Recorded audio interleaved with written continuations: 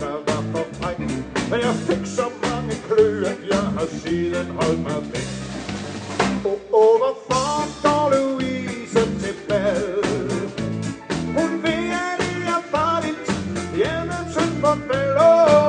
Bliver hun beruset, mon hun ryger tjal. Hvorfor går Louise til bal?